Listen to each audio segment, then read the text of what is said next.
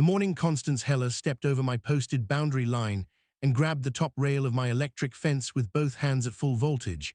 I was 200 yards away checking the water line on the north pasture, and I heard her from that distance, not because the shock was dangerous. It was a standard agricultural fence charger rated for livestock management, but because Constance Heller was not a woman who responded to unexpected discomfort quietly. I set down my wrench. I looked across the pasture at the fence line. I noted that she was upright and moving and therefore uninjured.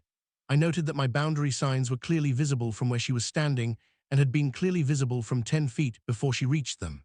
And then I walked back to my equipment, shed at a pace I would describe as unhurried, and retrieved my documentation camera and began photographing the situation from a distance before she had finished deciding what her response was going to be.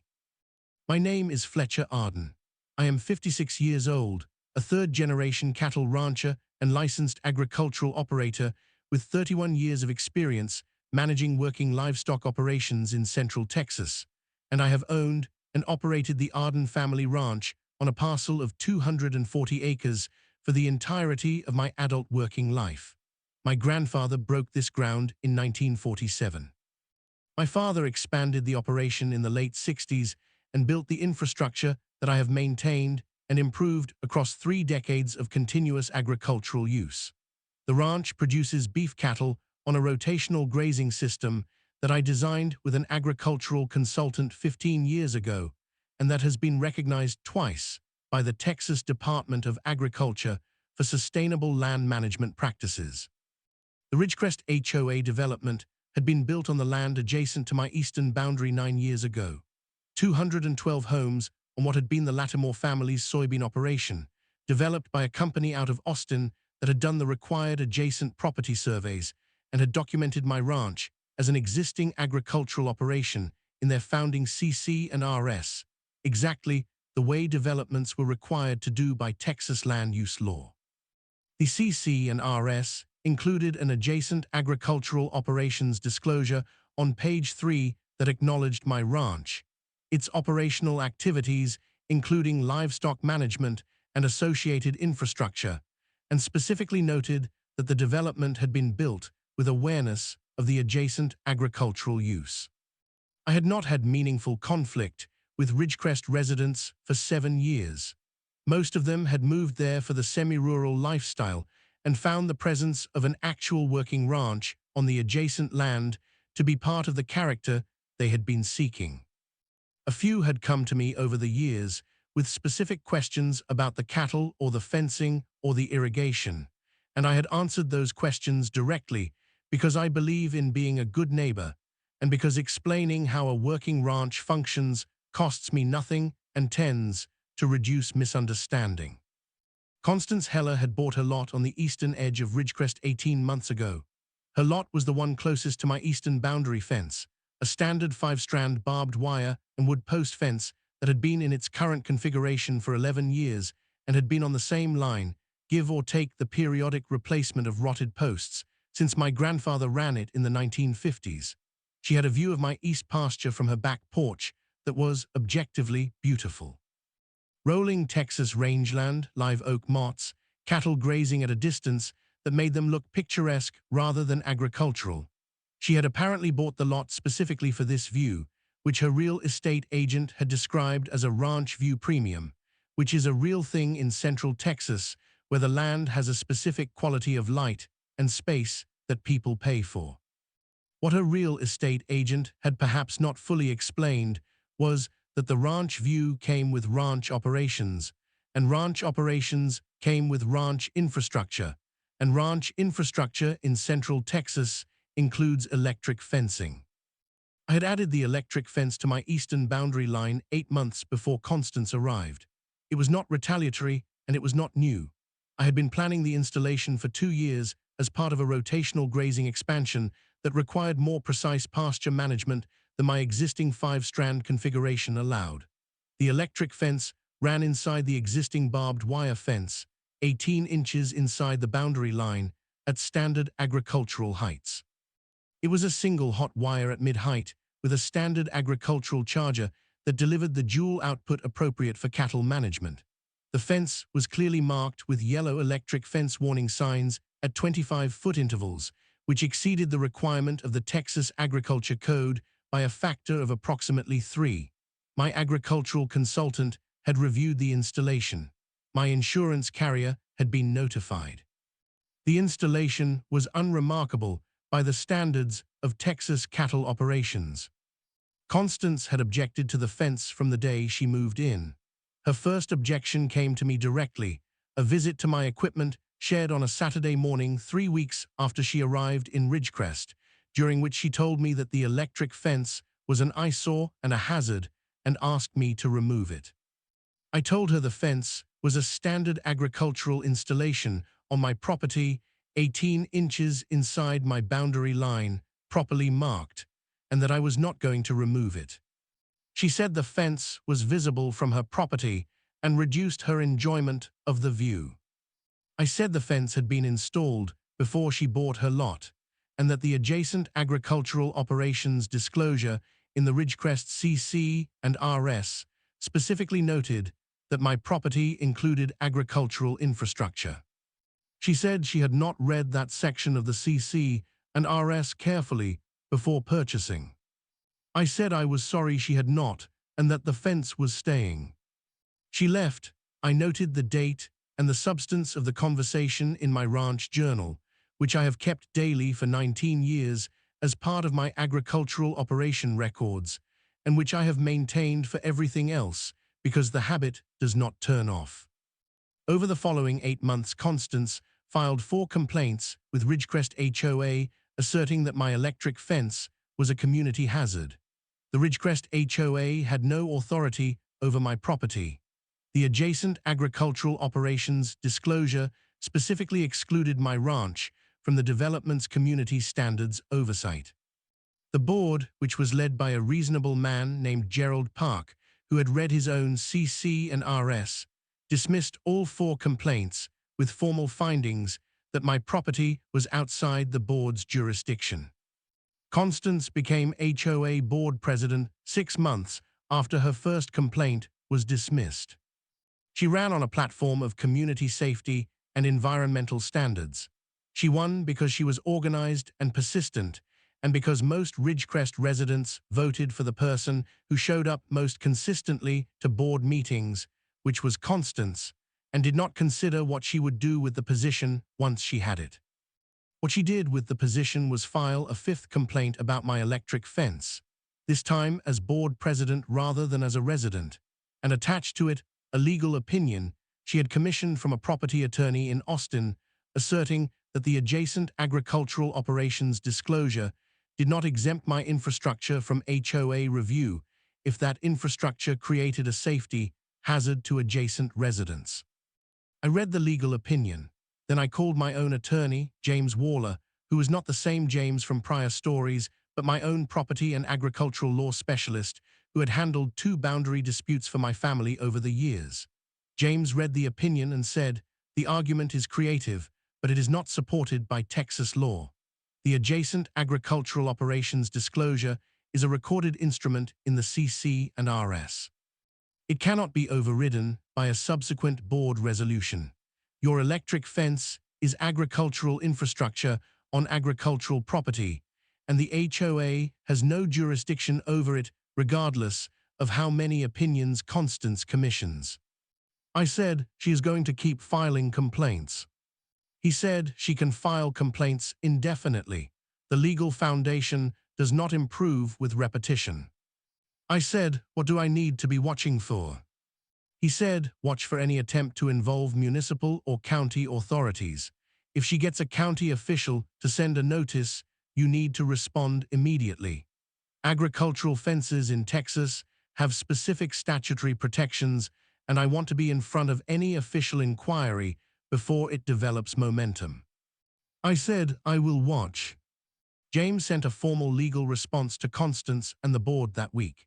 It was 9 pages, and it cited the adjacent agricultural operations disclosure, the Texas Agriculture Code sections governing livestock fencing, the Texas Right to Farm Act, and 3 court decisions interpreting similar disputes. It was comprehensive, and it was definitive, and it concluded with a statement that any attempt to enforce a removal order against my fence would be immediately challenged and would not succeed. Constance received the letter and did not respond to it. She also did not stop. What she did next was contact the Texas Commission on Environmental Quality with an assertion that my cattle operation was creating runoff contamination affecting Ridgecrest's drainage system. I received a notice from the TCEQ within 2 weeks requesting information about my operation's waste management practices. I had been managing my operation's environmental compliance for 19 years. I had a comprehensive nutrient management plan on file with the county, an active TCEQ general permit for my operation category, and annual compliance reports that I had been filing without exception since the permit requirement was established. I sent all of it to the TCEQ contact with a cover letter from James, and the inquiry was closed within 3 weeks. She contacted the county tax appraisal district asserting that portions of my ranch that I was claiming as agricultural land were not being used for qualifying agricultural purposes and should be reappraised at residential market value. The tax appraisal district sent an appraiser named Dale Simmons, who spent an afternoon walking my operation and reviewing my records. Dale had appraised agricultural property in central Texas for 22 years. He looked at my rotational grazing plan, my cattle inventory records, my hay production documentation, and my agricultural income records, and told me the complaint would be closed with no change to my appraisal status. It was. She filed a nuisance complaint with the county sheriff's department asserting that noise from my cattle operation was disturbing the peace of Ridgecrest residents. A deputy named Carl Reyes came to my property. He stood at my eastern fence line and listened for approximately 4 minutes. He wrote in his report that no unusual noise was observed and that the ambient sounds consistent with cattle grazing on an adjacent agricultural property did not meet the legal threshold for a nuisance complaint under Texas law. I received copies of all 4 agency closure notices. I filed them in my documentation folder, which by this point was substantial. James called me after the 4th closure. He said, "She has now triggered 4 separate agency investigations and had all 4 closed as unfounded. Each closure is documented in agency records. If this escalates to litigation, the pattern of unfounded complaints becomes evidence of harassment." I said, "She is not done." He said, "Probably not. What are you seeing on the ground?" I said, "She has been at my boundary fence 3 times in the past 2 weeks, standing at the line looking at the property, photographing things." He said, "Photographing what?" I said, "The fence, the cattle, the operation generally. I have her on my boundary cameras each time." He said, "She is building something. Be ready." What she was building, I learned 6 weeks later through a neighbor of mine named Walt Hale, who had a cousin in the county planning department, was a petition to the county commissioner's court requesting that my eastern boundary parcel, approximately 40 acres of my eastern pasture that ran adjacent to Ridgecrest, be designated as a transitional land use zone that would require county approval for continued agricultural operations. The designation, if approved, would not end my operation, but would create a regulatory layer that she apparently intended to use to impose conditions on my infrastructure, including the electric fence. The petition was submitted to the county commissioner's court on a Thursday. James was notified by the county attorney's office on Friday because James had filed a standing notification request with the county for any land use actions affecting my parcel, which he had done 18 months ago specifically because he had been watching Constance's complaint pattern and had anticipated something in the county system. He called me Friday afternoon. He said, "She filed a transitional zone petition. Commissioner's court hearing is in 6 weeks." I said, "What do we do?" He said, "We file a response that makes the Texas Right to Farm Act's anti-discrimination provisions relevant to this hearing. We produce the full agency closure record. We produce the adjacent agricultural operations disclosure. We produce your grandfather's deed and your uninterrupted agricultural use record going back to 1947. We contact the Texas and Southwestern Cattle Raisers Association because they have a legislative affairs office, and they pay attention to attempts to use county zoning to interfere with established agricultural operations. And we contact every rancher adjacent to Ridgecrest because you are not the only agricultural operator in this county, and this petition affects all of them. I said, how many adjacent ranchers are there? He said, 7 within 2 miles of Ridgecrest. If 4 of them show up at the commissioner's court hearing with their own attorneys, it sends a specific message to the commissioners about the political dimensions of approving this petition. I said, I know all 7 of them. I will make calls this weekend. James said, one more thing. The petition is public record. It is going to generate attention. I want you to be very careful about what you say publicly, and I want everything channeled through me. I said, understood. I made calls Saturday and Sunday. All 7 adjacent ranchers knew about the petition by Sunday evening. 3 of them called their own attorneys that weekend. 2 called their state representative's office. 1 called the Texas Farm Bureau. By Monday morning, the transitional zone petition had gone from a local zoning matter to something that had the attention of organizations with significant institutional capability in Texas agricultural politics. The commissioner's court hearing was set for a Tuesday morning 6 weeks out. In the 4 weeks before the hearing, I was focused on preparation and documentation and on managing the operational situation at my boundary fence, which had become more active since the petition filing. Constance had been at my fence line 4 more times in those 4 weeks. Each time she was photographing and documenting, and each time she was clearly looking for something she could add to the petition record. On 2 of those visits, she had been accompanied by a man I later identified as the property attorney from Austin who had written the original legal opinion for her. On the morning I described at the beginning of this account, the morning she grabbed the top rail of the electric fence, she had come to the boundary line alone. I was 200 yards away, and I heard her, and I saw her standing upright and assessed that she was uninjured, and I began documenting before I began walking toward her. By the time I reached her, she had recovered from the shock and was standing at the fence line with her phone raised, apparently preparing to photograph the fence and the warning signs. She was angry in the specific way of someone who has been startled and hurt and has decided that the fault belongs to something external. She said, that fence shocked me. I said, the fence is an electric fence. There are warning signs at 25-foot intervals. You are standing adjacent to one right now. She looked at the sign next to her. She said, I did not see it. I said, the sign is yellow, 8 by 12 inches, and reads electric fence warning in standard agricultural warning typography. It is at eye level. You walked past it. She said, this fence is dangerous. I said, this fence is a standard agricultural livestock management fence operating at parameters appropriate for cattle management. It is not dangerous to a person who observes the warning signs. Are you injured? She said, I am in pain. I said, an electric fence delivers a brief shock that is uncomfortable but not injurious to a healthy adult. If you are experiencing symptoms beyond brief discomfort, you should see a physician.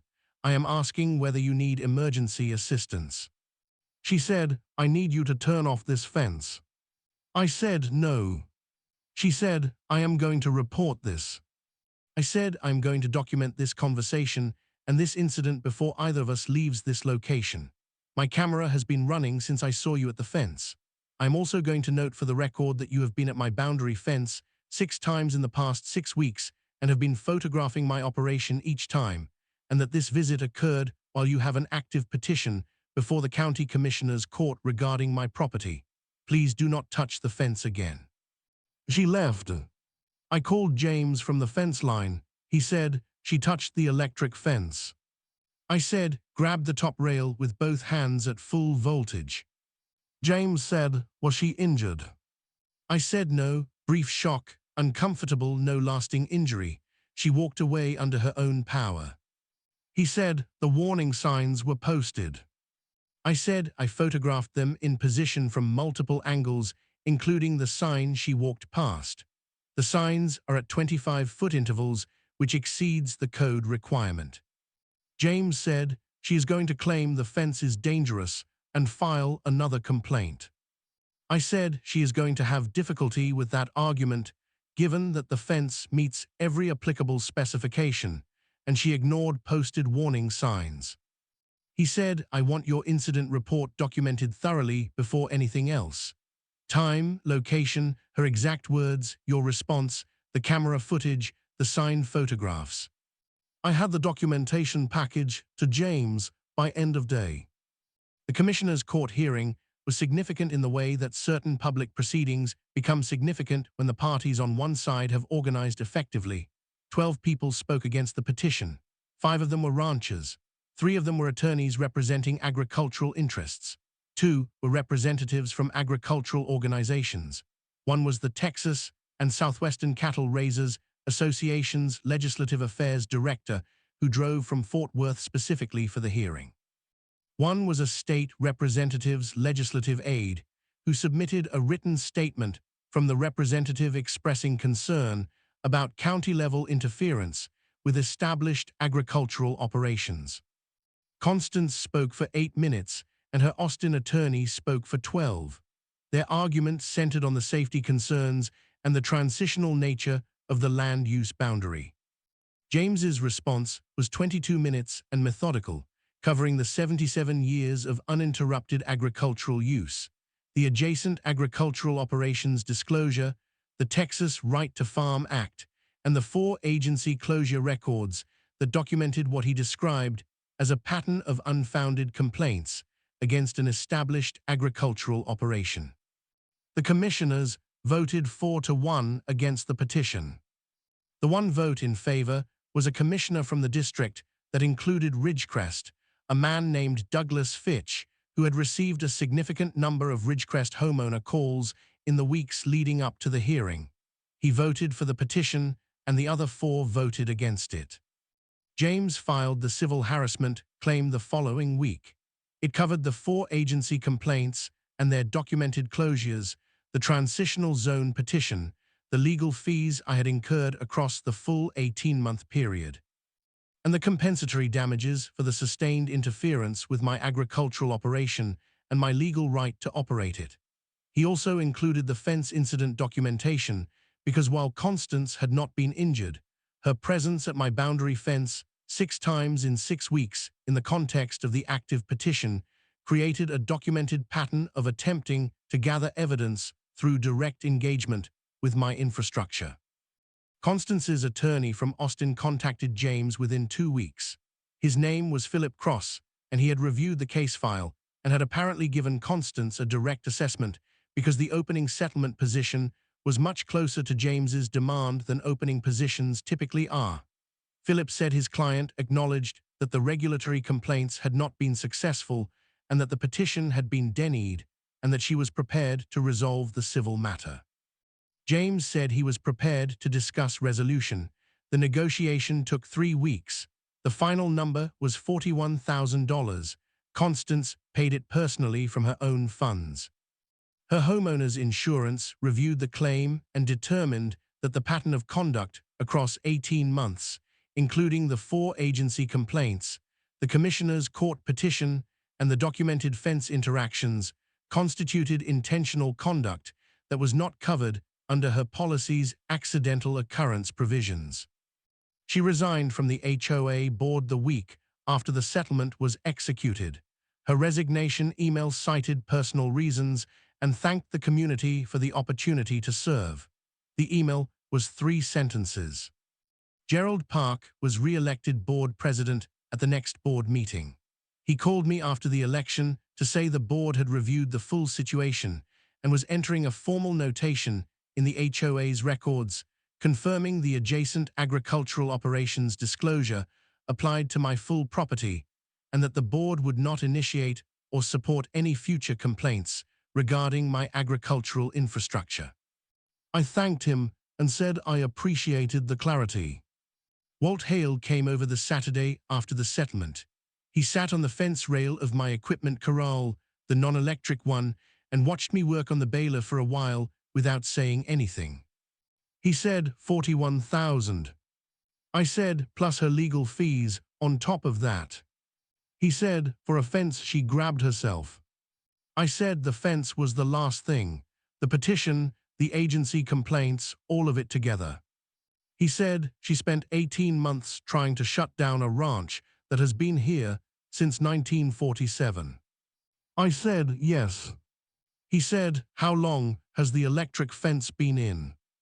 I said, 2 years before she moved here. He said she moved next to an electric fence and tried to make the fence move. I said, that is one way to describe it. He said, what is another way? I said she underestimated what it costs to try to take something from someone who has been building it for 3 generations. Walt looked at the pasture.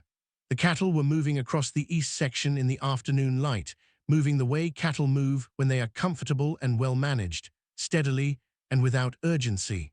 The live oaks on the far side of the east pasture stood the way they had stood for longer than anyone currently living had been alive. He said, your grandfather put that boundary fence in. I said, 1953. He said, she grabbed it. I said, she grabbed it. He said, the fence won. I said the fence was doing what it always does. She made the decision to grab it. He said, people make decisions like that when they think the thing they are reaching for is smaller than it is. I said, yes, they do. He got down from the corral rail and went home. I finished the baler service and drove the fence line before I went in for the evening, the same fence line check I did every week, looking at the insulators and the wire tension and the signposts and the charger indicator at the eastern gate. Everything was in order. The fence was running correctly. The signs were posted. The boundary was clear. It had always been clear. The fence ran where it ran because the land ran where it ran and had run there since 1947 and would run there after I was gone if my daughter, who was 24 and learning the operation with the focused attention of someone who intends to continue it, had anything to say about it. She did. That was the point. That had always been the point. Thumbnail text, she filed 4 agency complaints, a county petition, and grabbed his electric fence. The ranch has been there since 1947.